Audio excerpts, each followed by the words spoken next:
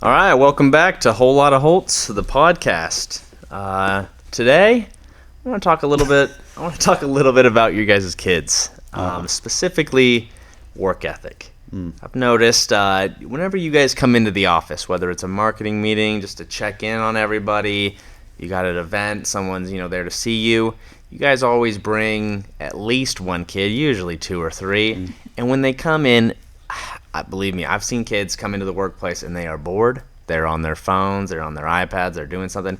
But when your guys' kids come in, they'll pick up a broom, they'll start sweeping, they'll start cleaning. I think the most I've seen one of your kids come close to being a quote-unquote iPad kid was Joseph reading a fishing book on how to fish better. And he was into it. And so I guess this episode in total, and we'll get into the more specifics, is I want to know how do you raise these kids to have not only a good work ethic, but also to not complain. I mean, they understand, why they're doing it. It's not just that they don't look scared, like if we don't help tidy up, we're going to be in trouble. It's like they almost want to. It's routine. It's just part of who they are. They don't even have to think about it. They just do it. Talk a little bit about that. I'll get into some specifics, Sure. but I'd love to know at least mainly your philosophy on kind of instilling that in your children. Go ahead. No, you first. Go ahead. No, you first. You start. I really want to I'll hear. butt I in. want to hear your opinion on this. What's your opinion? I don't know. Who's going to be more stubborn? Well, we already know the answer to that one. I think it's just because they have such an amazing mother. Their mom is just so. It's not even Mother's Day. Hard work is something that we place a very high value on.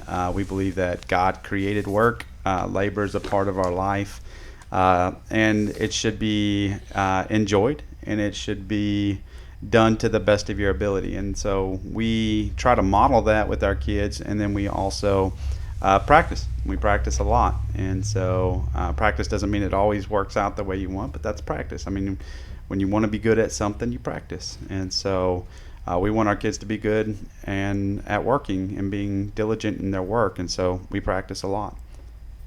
Right. And I was thinking with the iPad thing, like, if you don't have it, they don't want it. So it's not offered. Or like when they were little, if you just give them nothing but French fries and chicken fingers, that's all they're going to eat. But if you don't give them that, they're going to be hungry and they'll eat the green beans or they'll. Yeah, I remember one time we went to the pediatrician. He was telling us about feeding your kids, and we were like, it's like, this is obviously years and years ago. Like, how do you get them to eat the good stuff? He said, that's all you give them. He said, don't give them the fruit drinks or the. It's like, and when they complain that they're hungry, offer them the good stuff, the stuff that And you they want will them to eat it. They'll eat it. He said, trust me, they'll eat when they're hungry. And he was right, and we kind of adopted that philosophy in parenting. And Right. So if you have the iPad there or a book, kids are going to go for the iPad. But if you don't have it as an option, they're going to go for the book, and then they're going to want to get out and try and do and work. And I don't know. Yeah. I mean, yeah. What chores are the kids responsible for on the farm? So I think having a farm is a big deal with work ethic, because there's always something to do. So we milk our own cows. So we have cows that Two jerseys. Two cows that we milk. But we do that every morning. We have 40 or 50 chickens. They gather the eggs. They feed the chickens. We have 5 turkeys. Turkeys. They were supposed to be that dead need to a be long time ago. processed, but he's scared of turkeys. We process chickens. Like, I like chickens because we process our own meat. We kind of holistic in that way. We raise our chickens for, I think it's 6 to 8 weeks, and then we process them as a family. We have a work day on a Saturday. All the kids come out. We get our knives sharpened. We get everything ready, and we go to town cleaning chickens. And we'll spend the whole day cleaning chickens, and then our freezer's full. And so we get the enjoyment of that as well. So that's an element of work that I think is fun, too. You get to see the results of it. But these dag-blasted turkeys, they're freaking huge. I mean, they're like Butterball on steroids. And they're not on steroids, by the way. But they are huge. And chickens are little and turkeys are huge. I He's just don't want to scared. deal. I'm not scared. I just don't want to deal with it. But other chores, sorry, back to the question. Other chores are cleaning and sweeping, and everybody does their own laundry. And I mean, if they don't Mowing the grass, weed eating. Yeah. I mean, there's always something to be mowed. And we have some that love doing this, and I mean, it's not their favorite, but Chore I'd rotation. say nobody complains really. No, because it's We the just expectation. Do it. So which chores do the kids like doing the most, and which ones do they like doing the least? No one likes scooping dog poop, right? That tracks. That would be the grossest one of all. Yeah, that's true. That'd be the least. Do you have The any? most? Are there any of the kids that have like specific kids that have some chores where it's almost like, I feel like even if I didn't assign these as chores, they'd still end up just doing them. Anyway. Oh yeah, Absolutely. Vivian is always doing Vivian dishes. never stops. And she's always in the Sweeping, kitchen doing- sweeping, doing the dishes, putting things up, folding the Folding laundry. laundry. She just naturally gravitates toward that and just Yeah. goes to town doing it. And so, yeah, that's helpful. Then you have some that, the ones that you find moseying around the barn and it's like, what are you doing? I don't know. So how do you teach the kids the value of doing the best, even on those chores that they prefer not to have to do? Sometimes that requires redoing and then redoing. So it's like if it's not done right and it's not done well, then they have to redo the chore until it's done right. And it has to pass inspections. Like so, if and it doesn't matter what you're doing. If you're staining something, and honestly, I do this at work too. I have a guy that works really closely with me, and he'll do something, and I'll be like, "It doesn't look very good." And one time, we were installing I got a steam engine, and we were installing. That's a whole nother podcast. We were installing the steam engine. It's so cool. It's a little 5 horsepower steam engine. So we got the boiler and we got the little engine, and it can generate electricity. Because the boys and I built this wood shop on our property that had no power to it. So we went totally off grid. We did solar and this. Anyways, we're installing this steam engine, and so I had my boys and Evan put the steam engine. I just went ahead and put his name out there. Sorry, Evan. Evan's an incredible young man. But anyways, he was putting the flue in for the smoke to go out of the building, and I think he just got tired of dealing with it. It was frustrating. It was giving time, so he just zipped about 1,000 screws into it. I mean, screws everywhere. And we still tease him. We were like, you bedazzled our steam engine. And it was screws everywhere. And I told him, I was like, that looks like crap, man. Take it all apart. And there's been so many times I'll come in, I'm like, no, looks like crap. Take it apart. And I do it with my kids. And I walk in, I'm like, no, doesn't look good. Take it apart. But when they do good, then we are like, Oh, wow, you did do such have to. a good You job. have to have those mountain high moments too, where it's like, oh my god, and you really celebrate when they do it right. And when they do it right, and they failed the first time, and then they come back and do it right the second time, it's a celebration, and you really talk it up. And that means at the dinner table, you're talking about that kid in front of all the kids, and it's like, do you know what? We had this last night. We left to do a photo shoot out at Ivy and Oak, which is a beautiful wedding venue. If you're looking for a wedding venue, Ivy and Oak out in New Market area. It's a phenomenal place. Anyways, we were out there, and as we were coming home, we got home late, and it was, oh gosh, it was almost 9 o'clock when we got home. That's late for us, by the way. And so we're pulling up to the driveway, and Judah is in the back of my truck washing and cleaning my truck out. At 9 o'clock at night. At 9 o'clock With at spotlights night. on. And had the spotlights, and he had Levi, who's not old enough to drive, moving it in different positions so that the light could hit it just right so they could see if there was any dirt left on it. But they washed my whole truck, and so the first thing I did was, I'm tired, but the first thing I do is I drop everything and I run to him and I grab him and I tell him how much I appreciate it, how much I love him. And then he came upstairs, and I was still singing his praises And all he's the beaming, way up the just- stairs. And because he did an amazing job. And this morning I drove my truck, and it looked good. Sweet. For I'm sure some people listening or watching right now are curious, like, how can I attain this level of children? Do you pay them an allowance? Do you have incentives? Because I'm sure a lot of people are thinking there's got to be something behind the scenes that they're not disclosing. That's the magic We're trick. extremely transparent. If you have a question, send it to us. I'll be more than happy to answer it. No, we're not perfect, and I don't ever want to portray that we figured some golden ticket. We found the golden ticket to life. Well, we have, but that's the Lord, and that's a whole different thing. But for parenting, it's like we're humans. We're prone to failure. We're prone to messing up. I lose my temper. I let my kids have it sometimes when they don't do a good job on something, and I have to come back and tell them I'm sorry. I went too far, or so. Seeing both sides of that, but incentive, we do not pay our children an allowance. Sometimes when they're wanting to earn money, you will be like, "Hey, my truck needs to be cleaned out, or it needs to be washed," or just extra tasks that they're looking to make money. Then because they love buying presents for each other. Like birthdays are almost so like many Christmas. birthdays. It's like we wake up on a birthday and there's like 20 gifts out, and I'm like, oh my goodness, it's like Christmas. We're gonna open presents for it, and we all have to be present when they open the presents.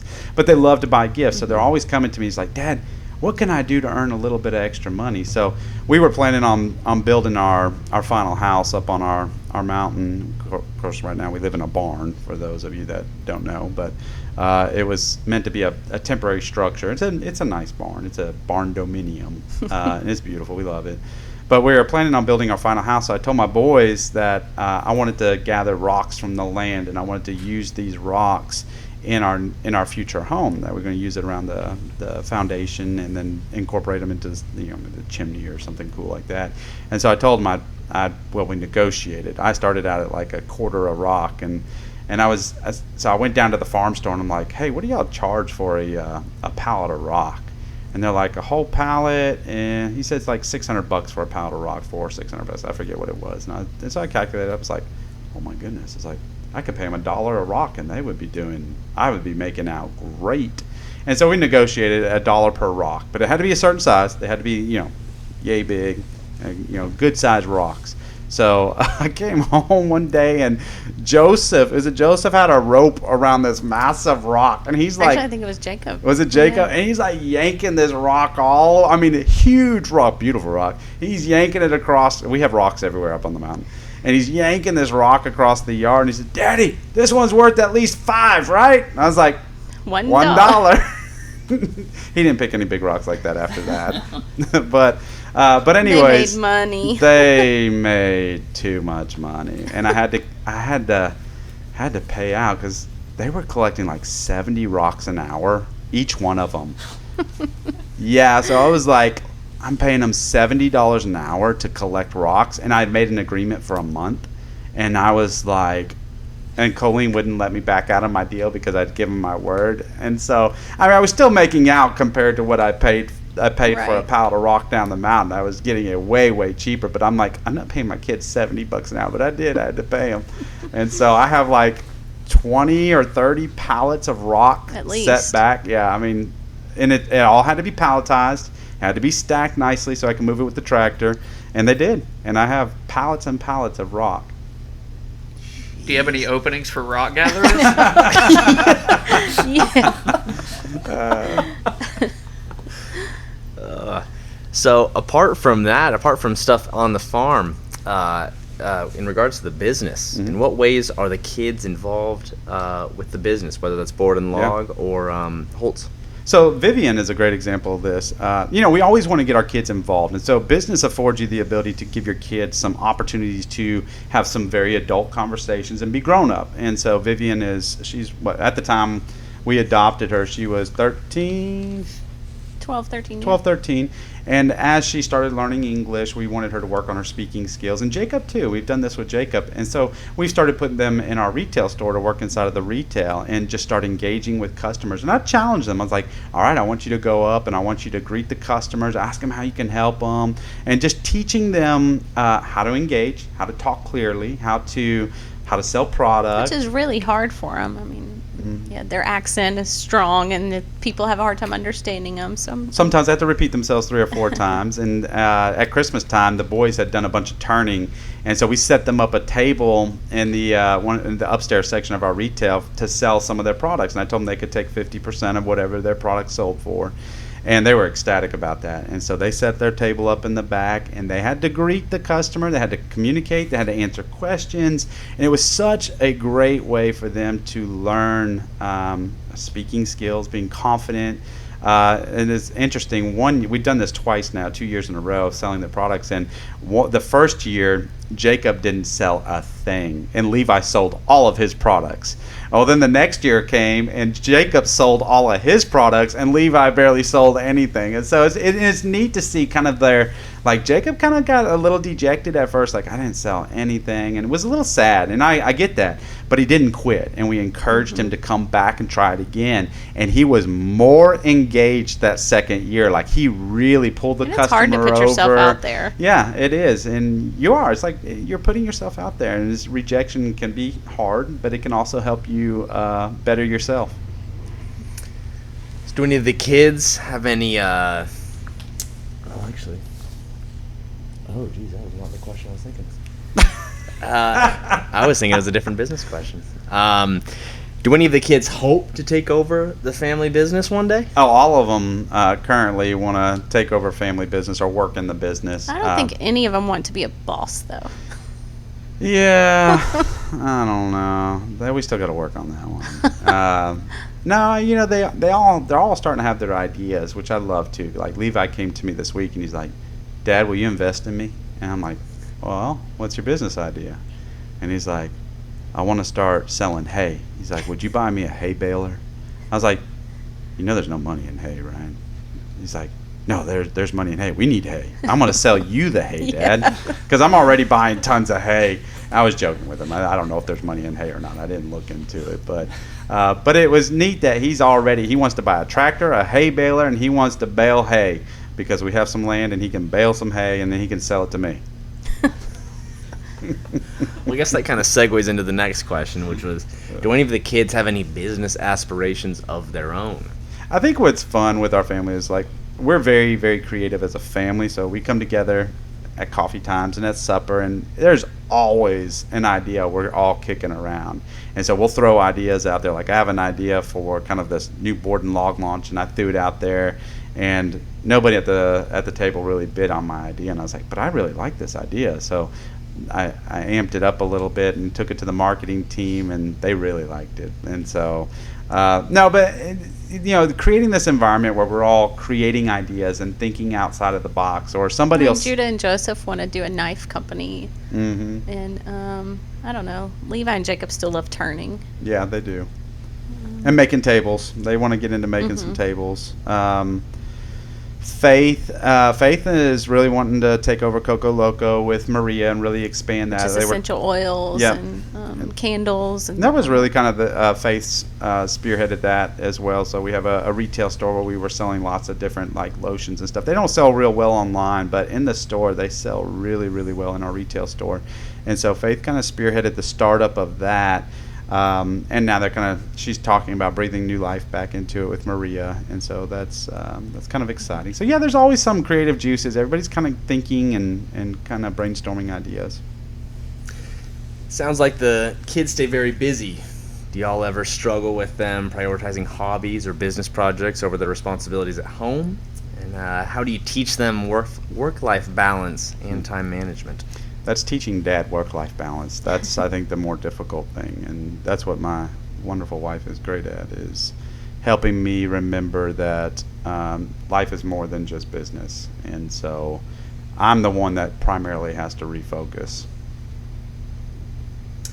For Coleen, with Rick out, working on either Board and Log Co. or, in Holtz or whatever it is, I guess specifically when he's out mainly with the boys and you're at home, how do you either help to support him with the children as far as, making sure that they're, whole, at home?